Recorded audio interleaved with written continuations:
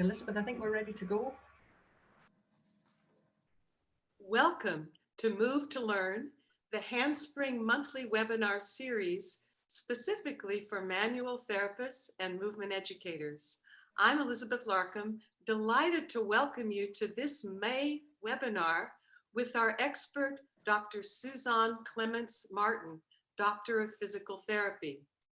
We're here to explore the themes in Suzanne's book, Spinal Asymmetry and Scoliosis, Movement and Function Solutions for the Spine, Rib Cage, and Pelvis.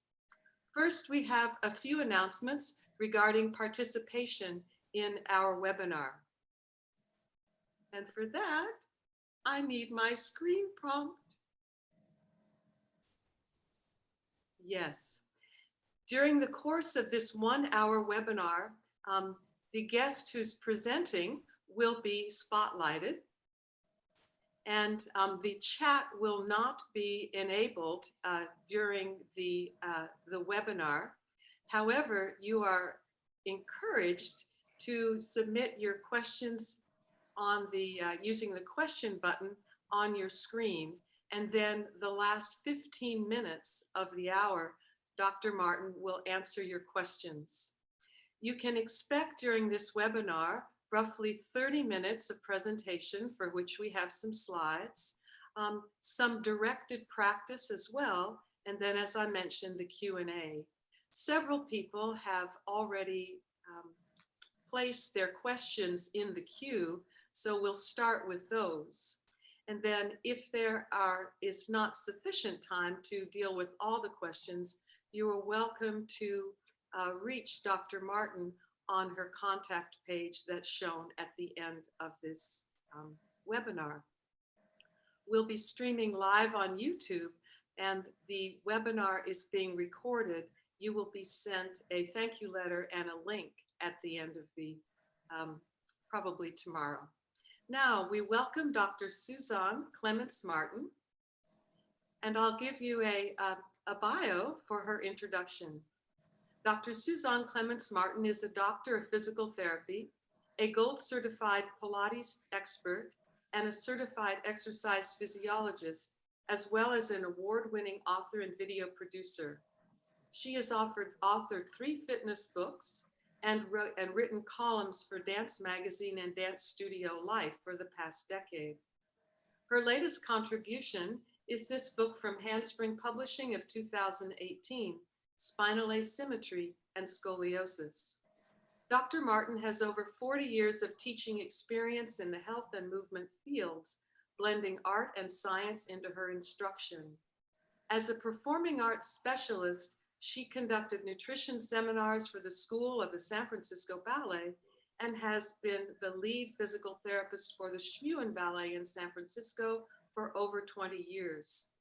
Through Pilates Therapeutics, Dr. Martin provides instructional videos and now online advanced qualification continuing education courses in the therapeutic application of the Pilates method in topics of spinal asymmetry, cancer restoration, foot health, and performing arts enhancement, or performing hearts enhancement. Maybe we need those 2 at this time. So, Dr. Suzanne Clements-Martin, welcome to Handspring Publishing, Moved to Learn. I'm sorry, I'm back. Yeah, it was a long bio, Suzanne. You needed an intermission. I'm sorry, I'm having some repair done and he's banging outside, so I'm just kind of concerned that you can't hear me. But welcome everyone. I'm so impressed that people are coming from all around the world. And so I'm here now to tell you all about my book. I'm so excited. Thank you, Elizabeth, for a wonderful introduction. And you've been so instrumental in helping me to find Handspring, because that's true. I have other books that have been published, but this one was my labor of love and really was my bucket list, because I've been working on this spinal asymmetry situation for probably about 30 years. So it's really the culmination of many of my advanced trainings that have come actually to study with me here and all around the world, of people who have really contributed and done peer review to put the book together. So I'm just thrilled to be here right now. Super. Suzanne, the whole topic of spinal asymmetry and scoliosis is so complex and so individually unique. How do you organize this vast ocean of material to make sense for each of your clients and each of your patients? Well, let me tell you what I'm going to do is just share my screen a little bit. So I'm sorry, let me go back to this. Let's see, back to this. I have to put screen share. And I thought it'd be a little bit easier for people to follow, because I do definitely have, and can you, let's see, sorry, I have to start from the beginning. So let's see, sorry, let's see, let's go all the way up to the beginning. Slideshow. Oops, that's coming up. Oh, so it's hiding my cursor. My cursor is not able to go upwards. Let me try to do it from this direction. There we go.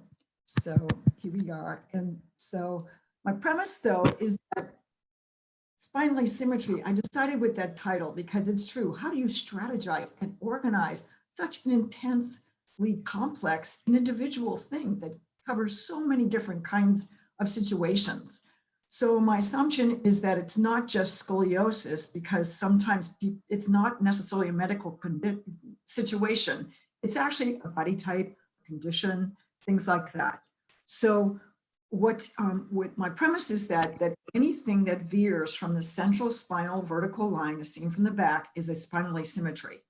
And that there's many, many causes. And when you investigate it and you look it up, it says, oh, that 85% are not neurological. But then there's so many situations. So it's not always a medical emergency. And I hope I'm showing my screen right. Am I coming through? Perfect. Yes. Okay.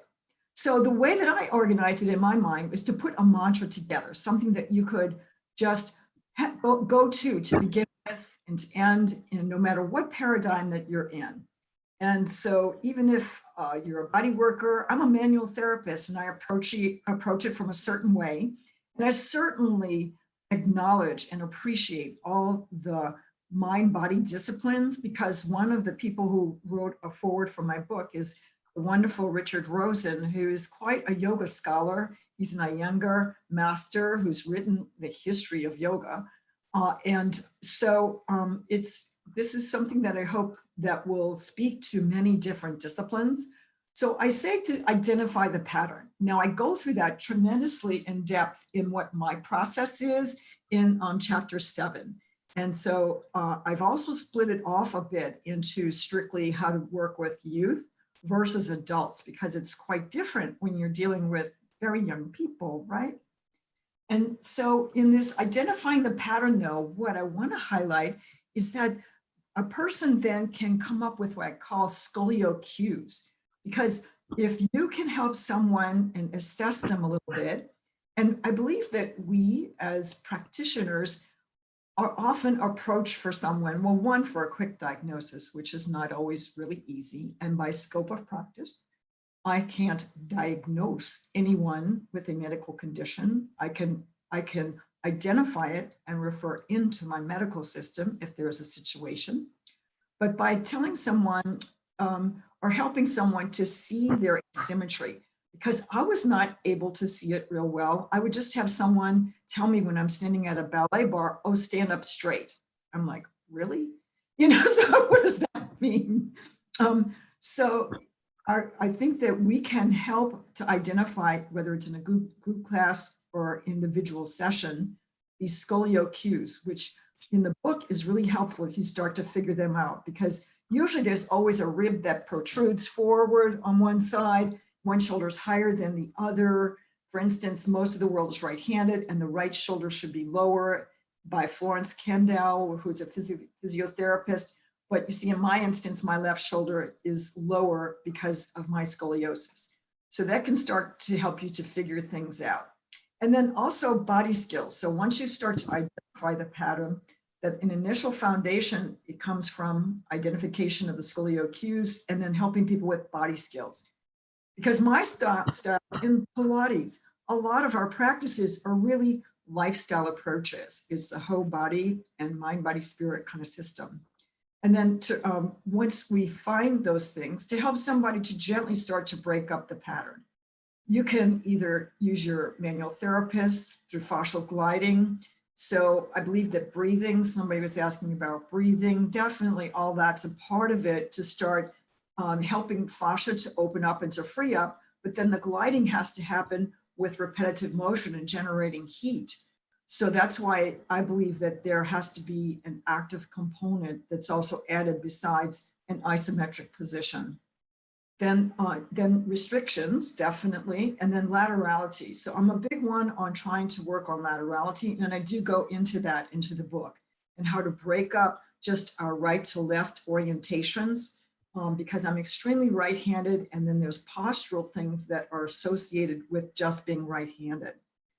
Then to redirect the pattern, because I believe that sometimes people go quickly into just quickly redirecting the pattern instead of priming a person to help them understand what they're looking for, because a lot of it is learning in yourself and then starting to actually see it, because I feel like you can't start to work with what you can't see.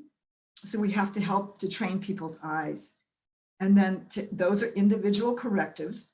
And then to correct the pattern, which can be like behavioral and daily life patterns of daily living, of how we do things, and then to go beyond the pattern, to try to encourage people to have a full, enjoyable life. Then also is that I broke it down and actually everything into what I call the 3E strategy. So the 3E strategy is ergonomics, exercise, and emotion. So in scoliosis, lots of times people are put into a brace when they're young, and it's like having braces on your teeth that basically stop the deformity where it is, but lots of times it will not correct a deformity that's happening. And so are somebody's in pain, you might need an extra bracing for a while. But in scoliosis, lots of times, or spinal asymmetry, lots of times we don't sit on chairs very well. And so you can use something, a little prop. I came up with an actual kind of wedge situation that I used for me. It worked for me because of the density, the size of it, but there's many around, because I had clients that would say they would just stuff a piece of cloth underneath them, or that they would use a file at work. So many people have been tortured by this. But anyway, ergonomics and how we set things up and hold ourselves and do our workstations with computers is important. And shoe wear. And then definitely exercise. And exercise, if you look to the right, I have in the green little circle broken up into somatics, correctives, and then conditioning. In somatics, the somatic component is really important. And so this is something that, thank heavens, we have much more imagery that we can go toward now, and to help people to find the internal organization. Because people who have any kind of spine problems then are definitely need to have some sort of connection to what's happening and the orientation of their own body, so they can touch what doesn't feel good to them. I was inspired by an osteopath, Larry Jones, who I learned the technique of strain, counter strain from his group. And he apparently was an insomniac and would stay up all night correcting himself. And I've actually learned how to do more of that for myself. And I feel like this is a gift that we can give to people if they can learn how to actually access some of their imbalances. But anyway, we specialize in that kind of thing. In correctives, this is the individual corrections. And I believe that sometimes physiotherapy gets stuck in the actual correctives. And so in our system, in our kinds of mind-body practices, we have the latitude to go from somatic to help people with their correctives. And definitely within a group class, we want them to enjoy a group class. But if they know some of their scolio cues, they have a somatic awareness, and then they have some idea of what their correctives are, they can start to individuate a class for themselves. But then to go on to conditioning. Pilates in his return to life actually talked about that actually Pilates was not enough. I hate to say it, it's a piece of the pie. So if I want to go and become an ice skater, well, I have to work on ice skating techniques. I have to do sport specific. So the way that he explained it, which I felt like spoke to me, was that he said it's like a lumberjack that's going out to chop down a big tree with an axe or one of those things that goes back and forth with a couple of people. And he said, what lumberjack would not hone his saw and really sharpen it so that when he goes out to cut the tree, it will be the most efficient, it will take the less time, and it will be direct, and it will be with intent. So I believe this is what ice brings to it. So this is the strategy. And then one of the things that, though, is that a lot of times people cannot feel their asymmetries. It takes a long time. And especially when we're trying to help them with a corrective, they're like, see, you know, somebody might say, see, look, this is how you're doing it. Can you feel that this is right? And I'm like, I don't feel anything. That's really common. So I call it movement acquisition. I encourage them. I say, look, first you have to imagine the movement. And so that's why we're going through the somatic component. And then you begin to think about it. We're the experts and can transmit the anatomy, the fascial slings, what the connection should be, and eventually they begin to feel it. So it's something to encourage people that it's a process. And then from there, though, is that I've used the guidelines. Now, am I making some sense here, Elizabeth? Is this working right? Good, okay. I'm following right along here, but prior to giving us a larger overview of all the different schools and approaches to scoliosis, would you speak, you've made some oblique references, but would you speak about why specifically you were drawn to the study of scoliosis and spinal asymmetry, your life path that brought you here? Well, you know, I mean, first and foremost, the reason why I was brought here is because I had a fall specifically when I was in college many years ago in a dance department. During a performance in the heat of battle, I jumped really high and my partner pulled me down real fast and I bounced off the stage of my right pelvis. And after that, then the spasm started in my back. And so I was actually sent to this little old lady in the Berkeley Hills who's an osteopath. And she was a retired obstetrician and she saw people in her pool house. And so when I got there, she basically told me, you know, it was the first time I felt like my organs sort of swirling inside of me while she was doing the correctives. And I was in a lot of pain. You know, I obviously had some sort of sprain. But ever since then, I've really actually been on this path. And so I wanted to study this in physiotherapy school. So I got fit because, you know, I became a fitness teacher and I was a dance teacher and I was doing all these things. So I kind of got better, but it was always this nagging thing that it was never quite corrected. And so I was thinking, oh, physical therapy school, this will tell me everything. And it did not. But what I did was that I managed to convince my instructors to let me do a study on dancers. And it actually got published in an award, but it was on functional range of motion in elite female ballet dancers' hips. And I was hoping that it would show me like why the range is so big in ballet dancers and they were special, but frankly they weren't. But what it showed me mostly as I took all the measurements was how asymmetrical they were from one side to the other. And so then that spurred me to then begin to, when I started to write and was asked to write for Dance Magazine, my very first article was called Righty Lefty.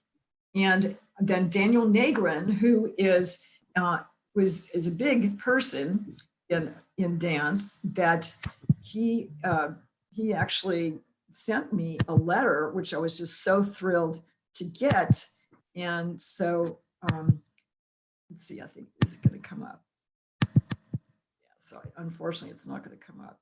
But he was so good to send me this letter, encourage me anyway. What he did was he encouraged me to continue going and to read more about that. And there was actually somebody else who was a physician from another country and said, yes, you're on the right direction. Functional movements, we need functional measurements.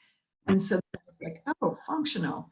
And then that spurred me too, as I started to teach, to try to figure out presentations. When I started presenting with IADMS, International Association of Dance Medicine and Science, I did like high hip, low hip. I did, sacral complex. I did all kinds of things to force myself to learn about symmetry. Am I going on too long? It's just perfect because you give us a context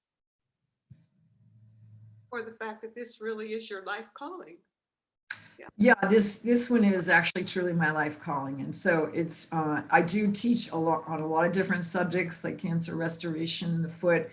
And actually that's the thing that's interesting too, is that there's a huge relationship between the feet and also, so if I go back to just my little presentation, and am I showing my screen again? Perfect. You're right there. Let's go there now because it's good to have a little bit of a life history and emotional intermission. And now we can dive into speaking of righty lefty, the other side of the brain can start to work a little bit more. Here we go. Yeah, so, so when people come in, they can see right away that actually that I have a personal connection. And this is why I'm so passionate about it, because it's so difficult, I hate to say it, to find really life-sustaining help on the situation. So I want to encourage anyone who's listening, please, to consider more in-depth study to help people. So I decided that I had to get educated. And so this group came about maybe in like the mid 2000s. And so they had international conferences. And frankly, the very first one in Lyon, I believe, they put all their slides up on the internet. And I went through hundreds of slides trying to educate myself. And they're really amazing. But what's so great about them, they have persisted. It's the Society on Scoliosis, Orthopedic Rehabilitation and Therapy. And so there were so many camps that came together that from all over the world, and of course, they've been working for decades on this situation. Most of them, of course, are in the medical world. It's the surgeons, and then physiotherapy was not considered a major element and was actually considered to be detrimental for quite a long time. And SOSORT now is slowly changing the trend and the tide in the actual evidential thinking around this, which is wonderful. So since they had so many people from so many different camps, what they did was in 2016, definitely, they decided to come up with what they call consensus. And consensus means that we all don't say, oh, look, my camp's better than your camp. My method's better than your method. We're saying, oh, look, okay, we're all working in a lot of different locales. And now we just need to help people and then have certain guidelines to follow. Now, when you're looking at the guidelines in the aesthetics is number one. Now, listen, I just kind of wrote what I found, but the article that you can find, the 8 recognized types of physiotherapy, which is an excellent article by 2 physiotherapists, and they call it PSSE, Physiotherapy Scoliosis Specific Exercise. Can be found in this article. So it's worth a look because it really highlights all of these people. So you can see that the guidelines go on aesthetics, quality of life, disability, because some people are truly disabled. Somebody came in yesterday to see me and she is a professional opera singer who is just miserable.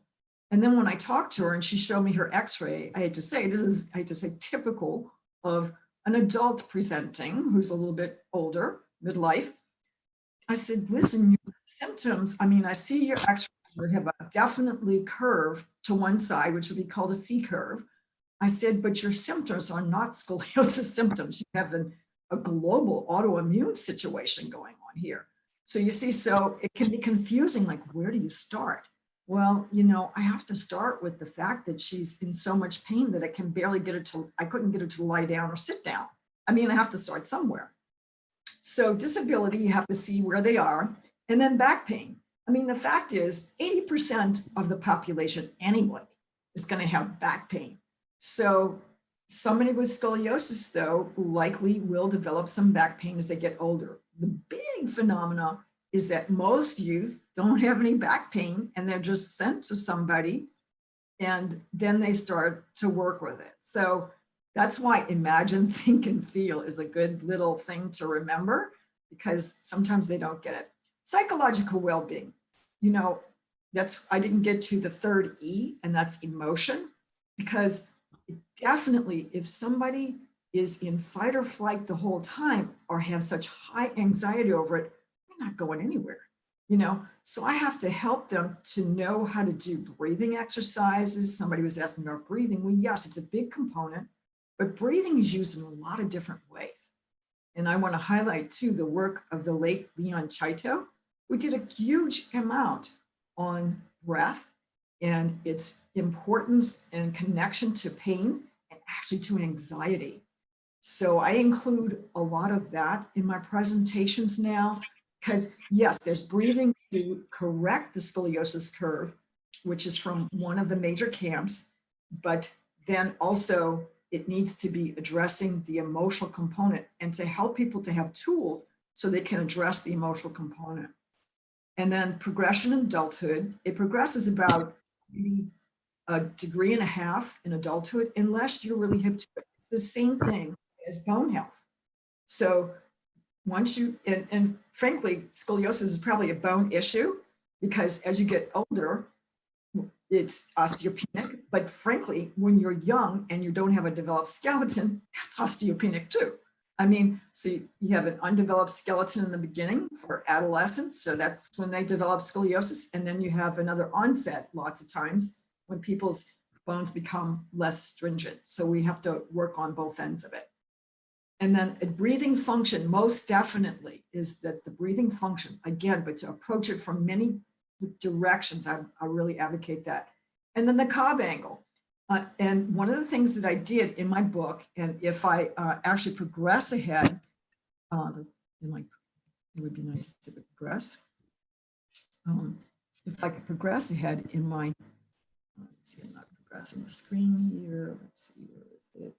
If I go down, is that,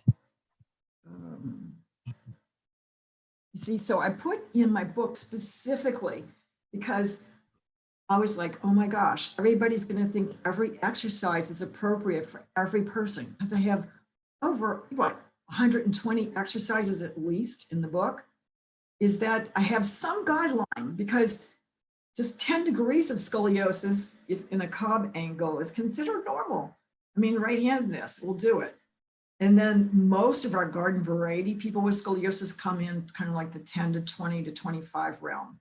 And they usually medically, they start bracing young people at like 25 degrees, but for adults, there's no particular bracing unless somebody's in pain. And even people who have gotten moderate or severe aren't necessarily having surgery, and frankly, don't necessarily have symptoms. So so you want to take it slow and always start in neutral is my recommendation. So these guidelines have helped tremendously, and that looking at this article is definitely really worth it. And let's see if I stop this sharing. Let's see if I could bring that one up easily, because it's a Google one, maybe really strong. So see, it's this article. So you see physiotherapy, scoliosis specific exercises. And if let's see, can I scroll it up? Yes, I can. You see, so it shows the Lyon method, and it shows things from the Schroth method. Don, Yeah. we don't see that yet. Oh, you don't? Oh, man. It's fun to see you, but we're not seeing it. Okay. The articles. So let me put share screen. Okay, now let's find it, Suzanne. Oh, here it is. There we go. Are you seeing now? We see an article, but Yes. maybe not the front page of it. Yeah, so that's what I had scrolled through. Let's see if I can find the top. See, Wow. so look, there it is. There it is. Fantastic. Yeah, so you see, so they've done a really enormously good job, because like I said, there's about 8 camps. And so if you are in Poland, please go to Mariana Bialik. If you are in Germany or Spain, please do the Schroth method. Or if you are around Princeton in the US and there's a lot of Schroth teachers, go to Schroth. But again, it's physiotherapy. So it is strictly the goal of physiotherapy lots of times is either to address in youth, stopping the progression of the curve, which that is it, okay? Or in adulthood, you have pain, just stop the pain. That is it, okay?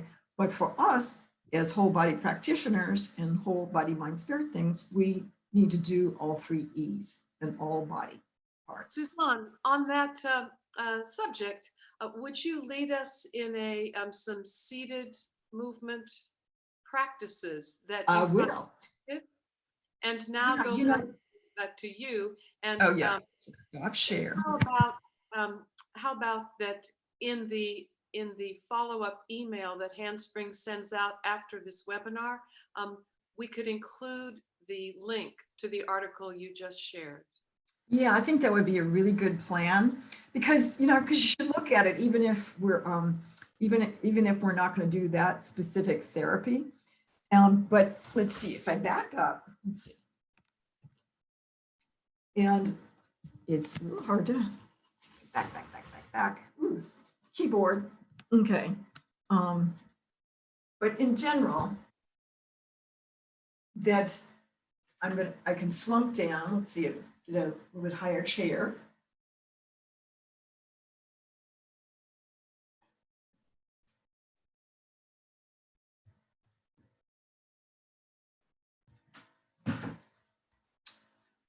Anyway, it makes me a little higher, not that much.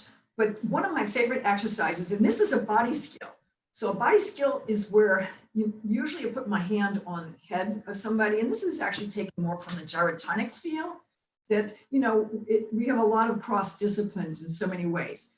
But I have the clients just put their hands on their thighs, and this actually works better if you have them seated on something where their feet are not on the floor, because then they're really having to use their spine and not just push off with their legs, which is a really typical strategy that a lot of people with scoliosis do. That and then lying on the forearms, or, you know, pushing on the hands and then just bracing yourself with your hands.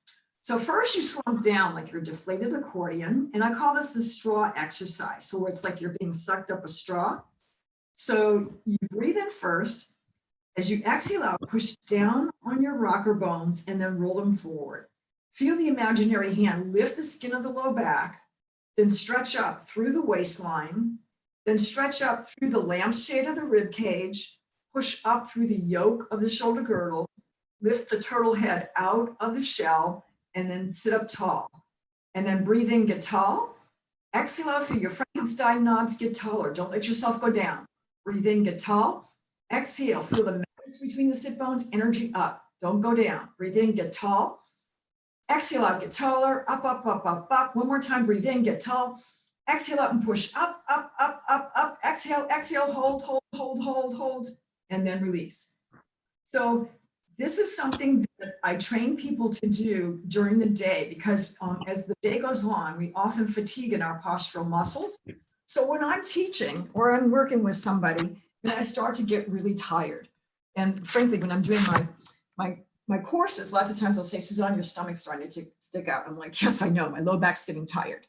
And so then from there, what happens is that what I do is that I can just stand there, and I want to show you just a little bit lower into my abdomen. So if I'm just slumping down and my stomach's starting to reach out, then I can just be talking to you and pull my magnets and my sit bones, pull up. And it's not just pulling in, right? It's pulling up inside, lifting the rib cage off, going up through the circular rib cage, up through my neck, and then really reaching high. And if I just stay there for that few moments of breathing, get tall, exhale out, get taller, and, you know, and putting a weight on your head can do it, then at the end of those 3 times, then I do have a little bit more of a postural resetting. And that can just get you through a hard day. So if you can find yourself that your back's starting to get tired and painful, that is a strategy. And that's why I call it a body skill. So that's an essential thing that people should do to get through a day.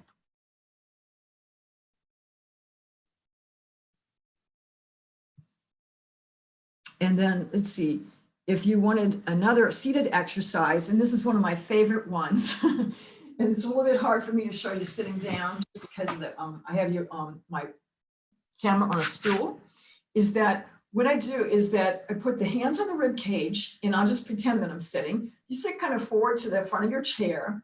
And then from here, you breathe into the side of the ribs. As you exhale out, you squeeze the ribs together. Of course, this is not for somebody with osteoporosis, right? You breathe in because we're trying to expand, because this is one of the assessments too, is to see how far the rib excursion is. Exhale out. And this takes some time for people to get this. And then use resistance of the hands, breathing in and then exhale out. And then what I've done too is I've adapted like a yoga breath with this, so that then you start to exhale and then percussive breaths from the pubis through the navel. And I'm going to do it with by holding my lips together. So it goes like this. Now this is similar to a yoga breath, but what we're trying to do is, if you look up in here, that what I'm doing is I'm starting to access my thoracic diaphragm. And so we have these 4 diaphragms. And so in a whole body trunk situation, we're constantly trying to reset these diaphragms to make sure that they work. And I talk about this in my book. And then I talk about this, how we're stretching from the inside out, because we've got all these fascial linings on the inside, especially the mediastinum, which is inside the rib cage. That we're trying to get the intra-abdominal pressure and the intra-abdominal pressure to coordinate with each other, because that is actually what creates the natural brace of the spine. So those 2 are definitely in my book. So there's lots of breathing things definitely to access. And these are simple things that people can do and have access. I think that one's a good one to do in traffic. Just because you're sitting and your head goes against the, back against the headrest, and that you got time and that you're in a private place where people won't feel like you're strange.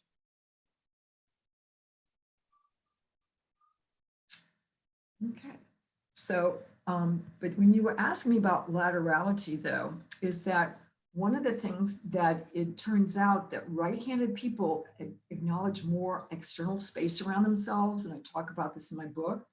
And then so one of the things you want to do with scoliosis is help someone too to define more of the external space. And so one of the exercises that I like to do in my presentations definitely is something that I've learned from the Bartonieff paradigm. And so I studied a lot of that in college, and I was lucky enough to continue to be able to work with that. And so if you have some room in your area, this is a lot of fun to work on the actual external space icosahedron, because one of the problems with scoliosis is if I go into my pattern, it's like this, really. I mean, this is actually how I really am.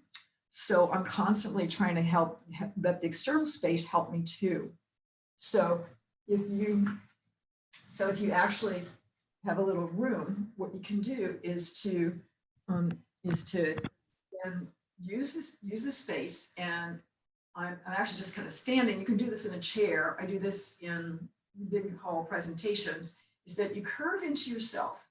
And then from here, take this hand, direct it, and reach all the way back to the back diagonal. Then stretch the arms open, reaching one away from the other, and dive down. And this one's in front of you to go to the other hand.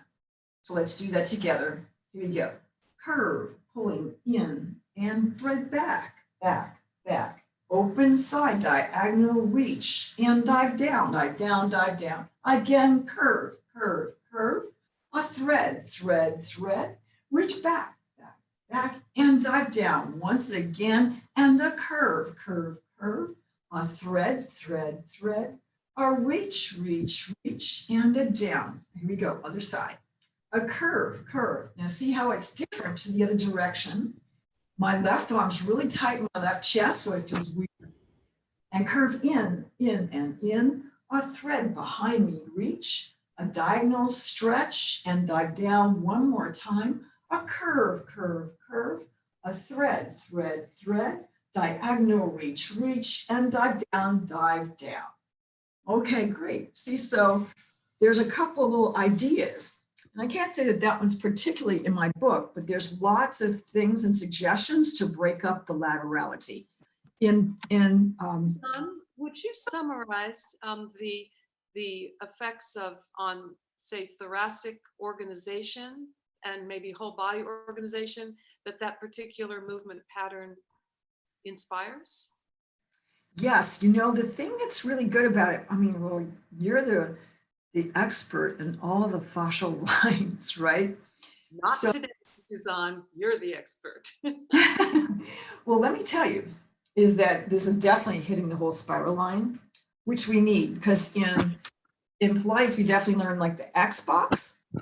And so that's really nice. But you see, like I can really get strong through this spiral line, but this one to me is deficient, you see, so it's helping me to get into that deficiency. If I contract in on this side, and then on this one, you see, it's really hard for me to create this space. So I'm getting this, both the superficial and the deep shoulder lines, because just trying to get this collarbone to open away. So that's definitely, so the thorax, remember, really is kind of from above the collarbones all the way down below that area. And so when I'm working on the fascial lines, the spiral line on one side, the spiral line on the other, superficial and deep arm lines, and then actually the straight line back longitudinal lines for sure are all being affected. The other thing though is as I'm moving all this around and trying to stretch through them and really trying to expand to the space, look at this, then I'm going into the winging shoulder because we always have a winger. So mine's a left winger. So it means that my serratus anterior is deficient, but guess what? So is my serratus posterior. So the serratus posterior, I believe, is really a hard muscle to access because it's just a breathing muscle. It's two little chevrons on the upper thorax, the lower thorax. So this starts to get to where I can breathe into that area. And if I can get a little huffy puffy as I'm doing this, I'm stretching open a little bit more of the rib, the actual ribs, because they just need a little bit of mobility. I may not be able to get rid of the actual deformity of my actual rib cage. You can't see it, but I do have a deformity through this region. And frankly, I'm a little flat through my kyphosis, which is a typical presentation, frankly, of actual scoliosis. So it's helping me to get a little bit more to encourage a little bit more kyphosis through my thoracic region. And then also the head, you see, it's people's necks and heads get glued into the trunk. So as I'm moving and gyrating around, I'm trying to also reach up through all of the neck lines, all of this area. I mean, it's like an enormous amount of stuff. As I'm moving around, like my heart's kind of holding inside, my lungs are holding, and then also it's helping me to just breathe into the different parts of the lobes of the lungs. It's got a lot going on. Yes, the genius of Bartenia fundamentals. Absolutely. And so that's why in my book, though, is that I advocate people do rolling side to side and then to do more X rolling if they're young enough and can do it. Because I find that the sagittal rolling that we have with traditional Pilates is not like a beginner exercise for somebody with scoliosis starting out. Suzanne, are there specific exercises from your book for which you have slides? Is that a good direction to go in? Yes, I did. Let's get back to our little screen share. Hello, share screen. Okay, let's go back here. And what I did was, let's see, how's this go? There we go. So what I wanted to show on these though is that I have many exercises. In chapter 7, I wanted to highlight, and am I showing my screen? Did I succeed? Yes, thank you. Much success. Okay, so in chapter 7, I have something I call the SPOT, which is scoliosis specific orthopedic, something like that, test. And so it's both an analysis, the SPOT is both an analysis for young people, because a lot of times just manual muscle testing, in my opinion, you can let all the physiotherapists do that, but we're interested in functional movement. So just by doing simple things like this, starting out with, a half plank where the knees are elevated off the mat, it starts to access the inner unit of what the Australians talk about, the deep abdominals, the deep low back, the pelvic floor, respiratory diaphragm. And then that starts to get someone to where they can get enough trunk strength to begin with. But right away, you can, especially youth, need strength, in my opinion. And so I go through all these spot exercises. I try to start through, can they just do a side hip lift, a half one to begin with? And then you can start to rank somebody and then progress someone. So I've taken it off of the exercises from Return to Life and then expanded on that. And you can see this one down here, which is just this balancing O on the rump. And this way it gives young people very active things to do right away. Not that adults can't do this, and I do this in a lot of my MAC classes that I teach, which I'm hoping to do more MAC classes, is that it gives something concrete to start with, and it's not so heady or swimmy, and it's whole body exercise. This one over here, though, is the one that we just did. So that the straw exercise where if you're the practitioner with the person, putting the hand on the head and letting them slump into the accordion and then letting them push up against it, then they start to understand how hard it is to access each level of the vertebra and to keep that tall. Because as we exhale out, we want to release every time that we exhale. And so in scoliosis, it's a battle to go up against gravity. One of my theories is that in scoliosis, the body is actually imploding upon itself, and that the outside environment is winning from the internal environment. So that's why I believe it's so important to establish a good internal environment and then to help to expand out. And then this one, though, is functional breathing with the balloon. And I took this a lot from the ideas of the Postural Restoration Institute, another really very interesting group, but it's very physiotherapy oriented. But doing this functional breathing, where you can do I believe an articulating bridge better, because we're trying to go through lots of levels of the spinal curves, and it's safe. You'd be surprised how effective it is blowing into the balloon and out as you do the bridging can be to really be expansive. So that's a really great one. This one right here is something to definitely decompress the low back if somebody is not at danger for high osteoporosis. And in my emphasis is that I try to emphasize the concavities inside the body. For instance, for me, what I do is I drop in through the left side. So I'm constantly trying to open and expand the volume. So it's a lot about volume and filling up the volume. And this helps people to start to identify how to fill in that volume, to feel it. And then this one's very esoteric. Pardon me, Susan, you're on a roll, which is very invigorating.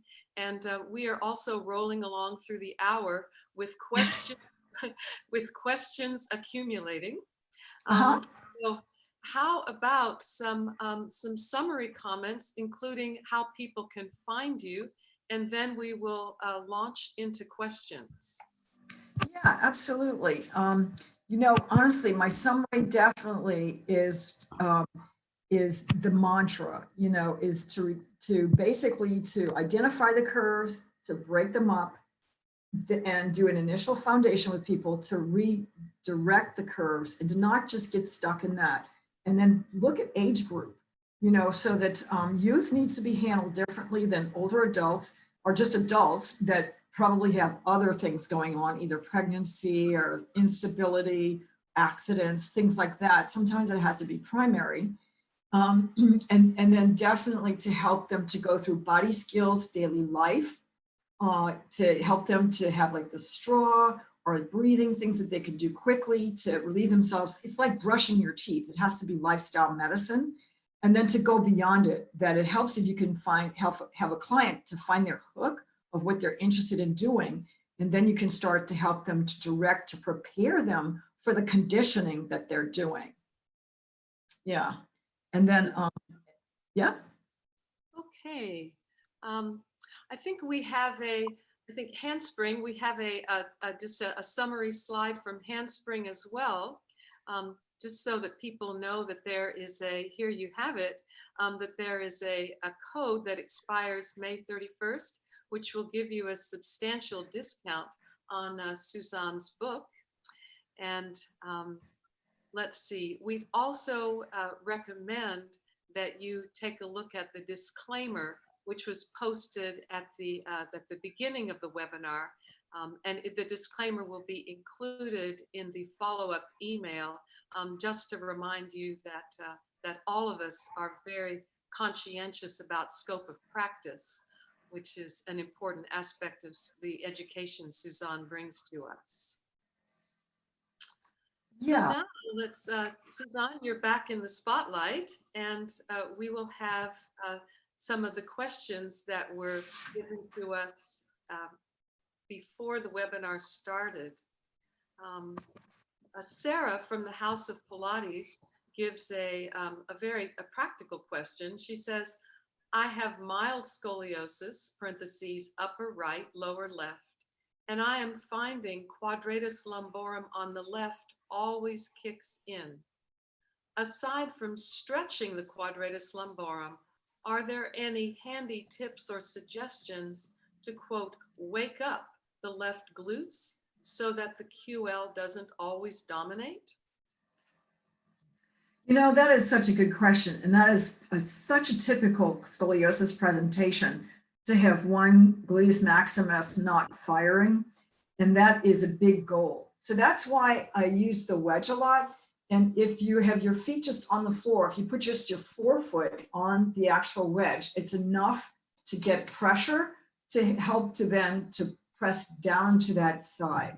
Okay, so that can be super helpful to begin with. The same thing, that's why when we're on the reformer, we put a pad underneath the foot, you know, that seems of the shorter side. And then just take a moment to try to really articulate. That's why I like the articulating bridge, because I say to start from the dogtail tuck is to actually go from the axis of the greater trochanter and start to curl from there. And you want to have it like it's like a dogtail coming from underneath your pelvis and then up and into the first body to begin. Because I think a lot of people just override the whole pelvis. The pelvis is like a continent. It's like India. So you have to start at the very bottom and then slowly roll. Because to me, also getting people to where they can feel the sacral length is really important. And when it begins to tip, because that's important to feel the sacral curl if their sacrum's okay.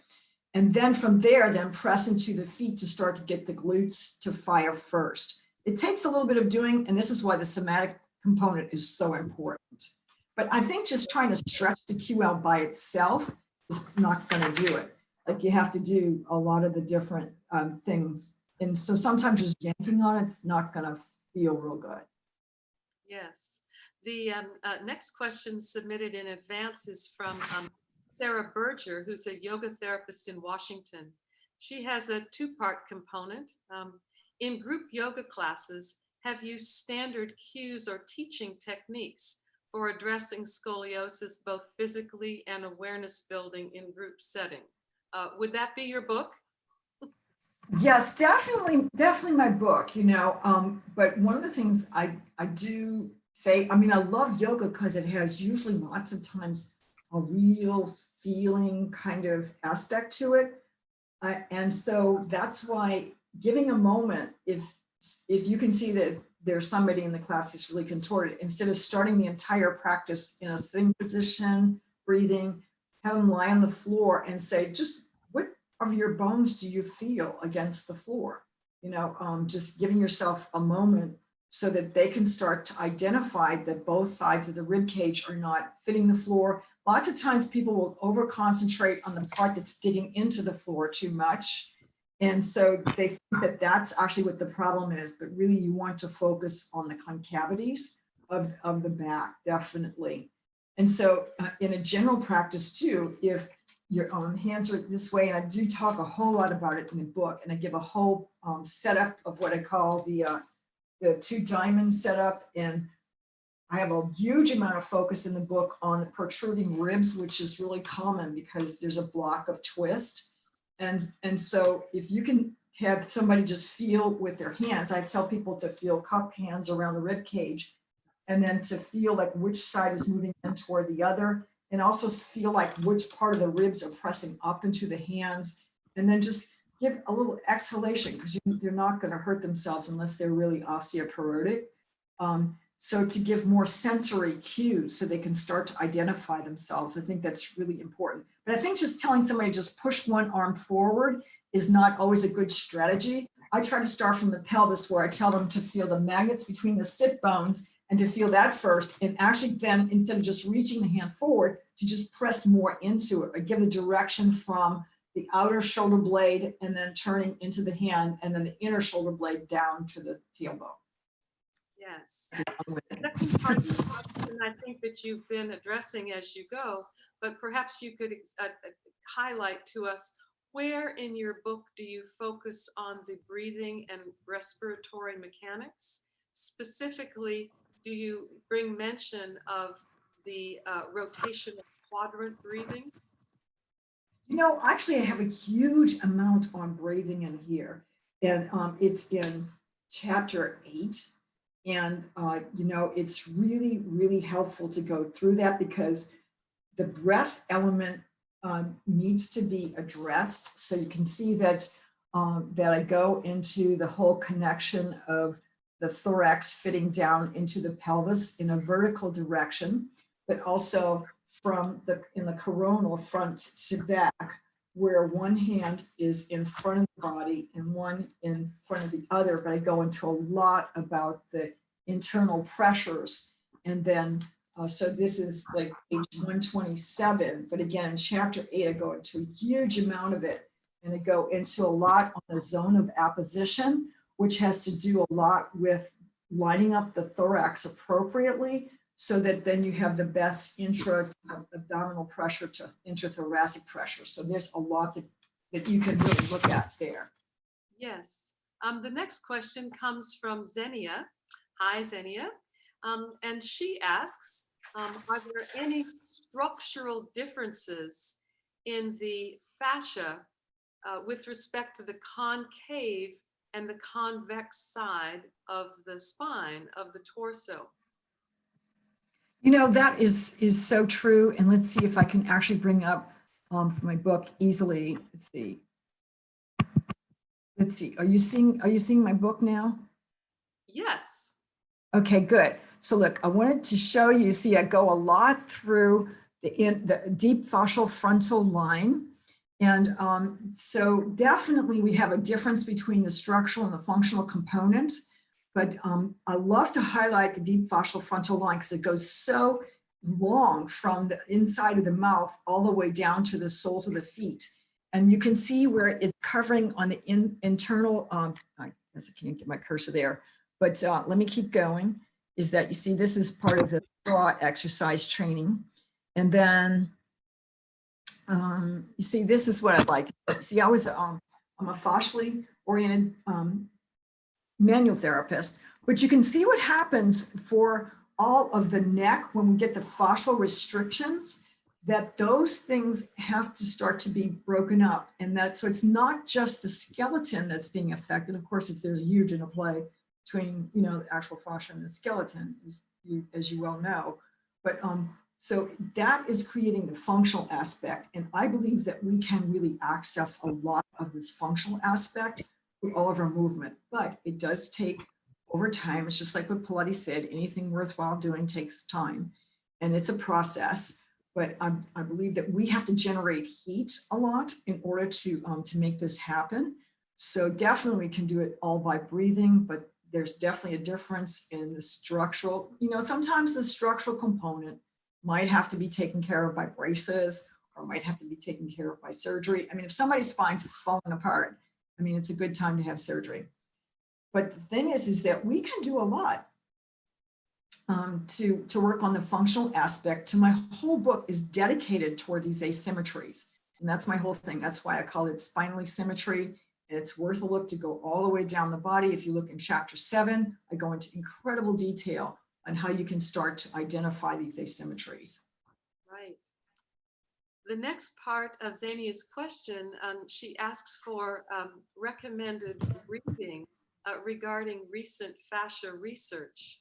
And I'd just like to give a shout out to the Fascia Research Society. that is hosting at this time weekly webinars with the world's leading fascia researchers. Fascia Research Society is a membership organization, and you can view the recordings of the webinars if you're a member, and there's a nominal charge if you are not a member yet. That is so great. And because what I was going to highlight is actually Carlos Stecco's book. And I'm sorry, I don't have it quite right here. I guess I could find it on Google. It's okay, Suzanne. We'll find it. Okay. So she has one on functional anatomy. And it's really worth it looking at that, because honestly, in my heart, I do believe that the part, especially as movement educators and as manual therapists, that's what we can do, is we can change the functional component, and fascia is a major part of the functional component. We know now, thank heavens, there's more research that we can actually identify it and see it, where we couldn't a decade ago. All of my colleagues were calling us a bunch of whacks. But the thing is that now, we can look to that, and we know that that gives much more strength, organization to the body. And so it helps to make an asymmetrical body that's offline as gravitationally happy that it can be. And then also it helps if we can teach people how to access it more and to pre-activate some of these fascial slings, it'll make them a lot happier campers. Super. The question that was submitted during the webinar is, when you refer to starting in neutral, is this the client's neutral? Is it a neutral pelvis, a neutral spine, or both? That's a good one. I think most of us have been trained toward neutral pelvis. And then also there's controversy about what's neutral. Well, I basically say that neutral is not necessarily an anteriorly rotated pelvis. So there's some people that feel like an anterior rotated pelvis is actually a neutral position. But also then people can take it too far the other way and say, oh, you have to do a huge posterior rotation. And that's not the idea. The idea is that we need to respect the low back curve and then try to get the middle of the pelvis to line up with the middle of the ribs. So I think that you're trying to start through an entire body like this. But in general, besides just teaching neutral pelvis or neutral rib cage, which can take a while because they have fascial restrictions, is what I mean by starting in neutral is not to just immediately go into rotational exercises. So in Pilates, we have many exercises that we can do, keeping the body basically straight, but then affecting pressure against it.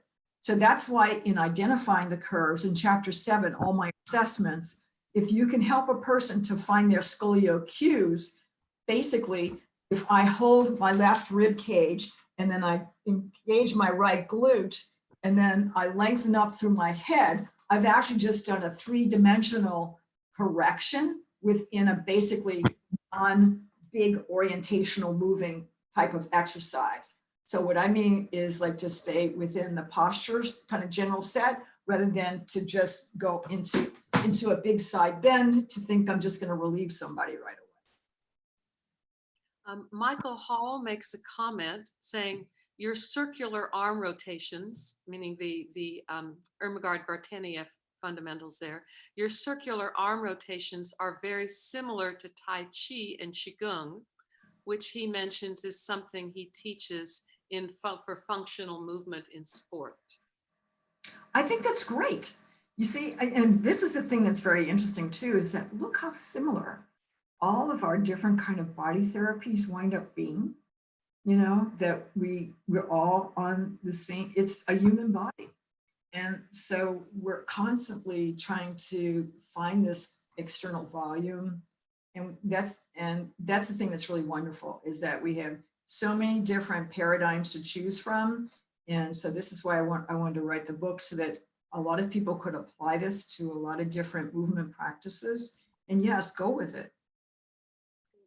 From Bjorn Ziegler comes, how do you integrate the impact of gravity on the body's structure and the body's suspension quality?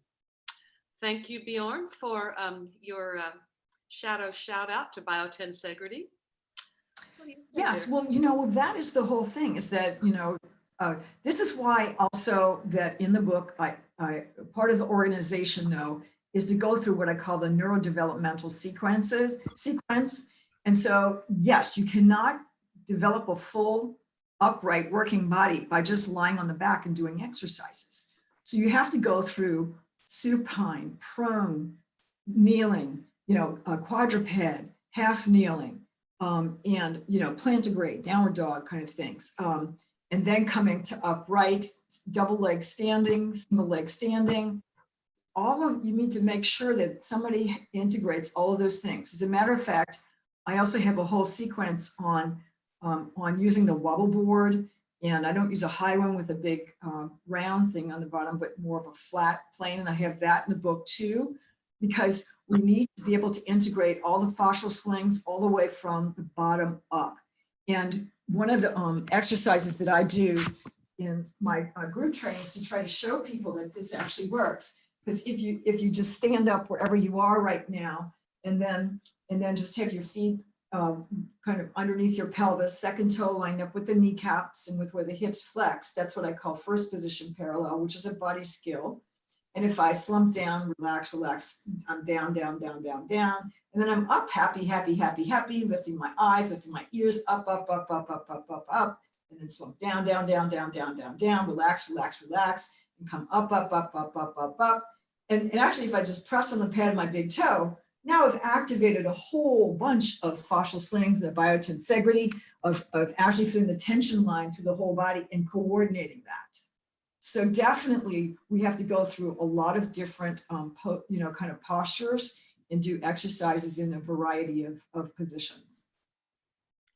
Alan Kaplan asks if you would please address working with people who have Harrington rods and long fusions at the level of T3 to L3. I've worked with people that have, frankly, bolts all the way into the pelvis. So you definitely have to work differently with them, and you have to, know what you're working with. And it depends upon their age, the fragility. I've helped a couple of people go through these surgeries. One thing that I find is that the younger the person is that definitely they do well, to begin with, lots of times they do really well. One of the things that you do want to watch out for when somebody has this kind of hardware within them is that they tend to think that that's going to hold them up. Well, guess what? This is what it is that they still shift off from one side to the other. They tend to hang upon their hardware thinking that's going to hold them up. Well, I hate to tell you, that thing breaks. I have one client that actually has broken one. Of course, she's an older woman and the technology was different then, and she has a lot of wear and tear, but they need to learn all of this fascial sling business too. They don't get a free pass. But of course, you're not going to be able to do spinal rolling and articulation with somebody like that. They can reach over to the floor, but it's going to be different.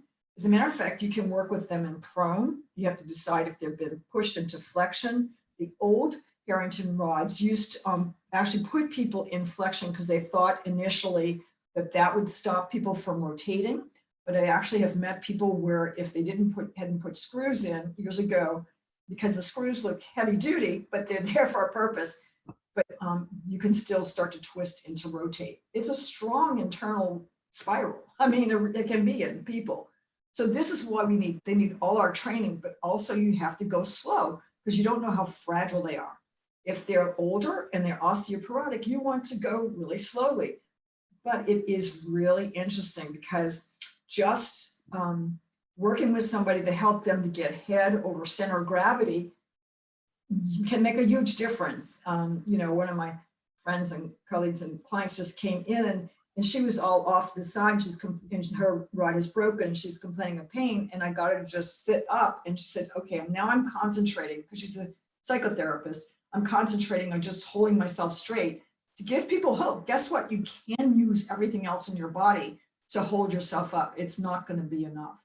But go slow. It depends upon their age. And even if they're young, they need shift control and they need to know where upright is and to get some strength in their legs. Stephanie Beeson also asks, what are your thoughts regarding hypopressives with scoliosis? Hyperpressive, do you mean where the abdomen really pulls in strong this way?